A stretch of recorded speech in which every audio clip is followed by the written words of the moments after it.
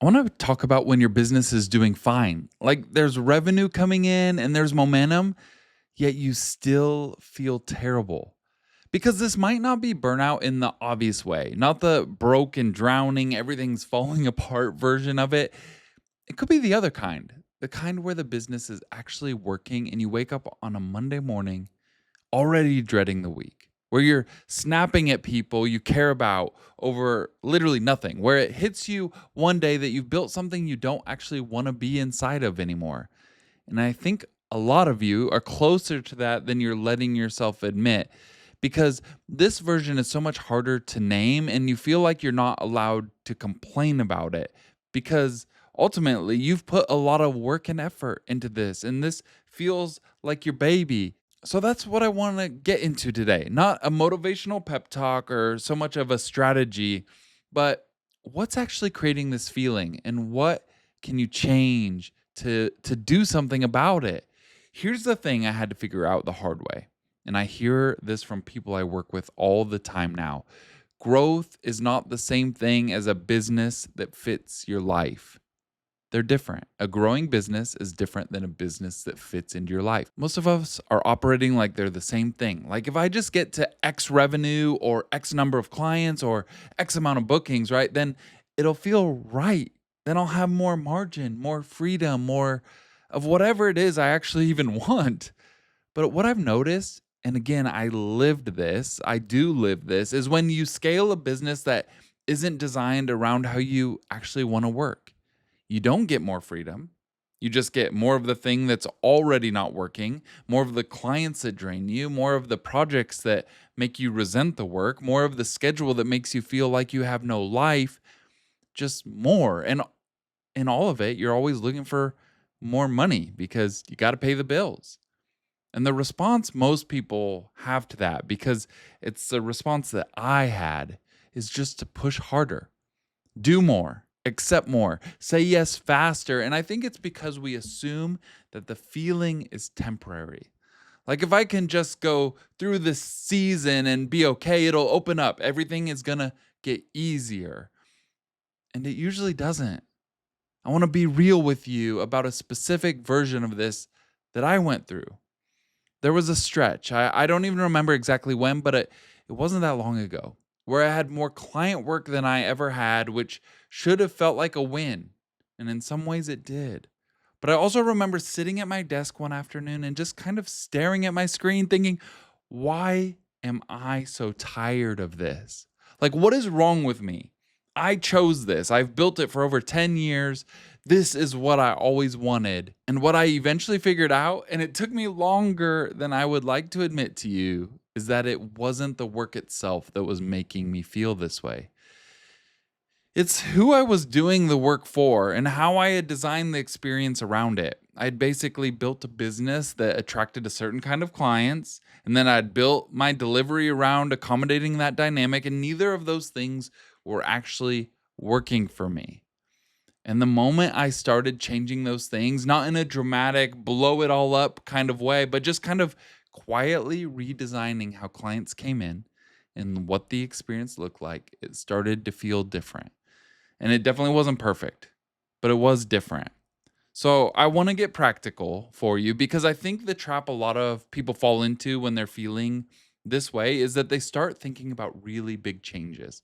Like maybe I should pivot my whole niche or rebrand everything. And we would be happy to do that at Creative Cabana. But like you might think you need to quit and start over from scratch. And sometimes that is the answer. But most of the time, the problem is smaller and more specific than that. It's worth looking at it before you blow everything up. So process this with me. The way I think about it is there are really just a few places where the misery is coming from, and it's usually some combination of these. The first one is who you're saying yes to. And I don't mean this in a fluffy, ideal client way. I mean, look at the last handful of clients you've worked with. Which ones made you feel good about your work? And which ones made you feel like you were constantly over explaining and over proving yourself? Because if it's mostly the second kind, your business isn't attracting the wrong people randomly. It's your messaging, your whole positioning is probably creating that without you realizing it. The way I think about it, and I've talked about this in another video is your job isn't just to show people what you do, it's to create enough certainty that the right people feel seen and they want to say, yes, this is exactly what I need. And the wrong person kind of quietly opts out on their own. The second thing is what your offers actually require of you. And this is the one I think service based business owners almost never talk about honestly, or are never honest enough about with themselves, because we're so focused on what the client wants that we kind of never stop and ask, what does this actually cost me to deliver? And it's not money I'm talking about, it's energy, it's time, it's a mental aspect, because we already are so limited in what we can do mentally. Like business owners, we are always mentally drained. And a lot of times the thing that's making you miserable, it's not even the client. It's the way you've structured your service. And that was never sustainable in the first place. So you need to grow out of that. You need to change things. You need to stop offering unlimited revisions or totally custom everything. There's no real definition of what done looks like here in those cases. And so it creates a lot of chaos. And chaos doesn't get it easier when you scale it. It just gets a lot worse, a lot more chaotic. And the third thing I want to talk about, though, the one I actually think might matter the most here, is your schedule. Because there's this thing that happens when your business has no structure around time, where the business just takes everything. Every hour is fair game. Client work and sales calls and deep work and admin are all just kind of smashed together, and you never feel like you're fully present in any of it, because everything is always bleeding into everything else. Your personal and your work, it's all one. And I know this sounds like work smarter, not harder type thing. And I kind of hate that framing, but the actual version of it is just, if you don't decide what your work looks like, your clients and your inbox and your anxiety are going to decide it for you. And their version of your schedule usually doesn't have a stop time. It's just going to continue to spiral. So if you're sitting with this and thinking, okay, where do I actually start? Here's the question that I would ask if I were you. What part of your week makes you feel the most like you have no control over your own life? Not in a vague general sense. Like specifically, is it a certain type of client interaction? Is it the way your delivery works and how much it's pulling on you? Is it that you genuinely have no idea where your days go? Whatever that thing is, that's a one to touch first.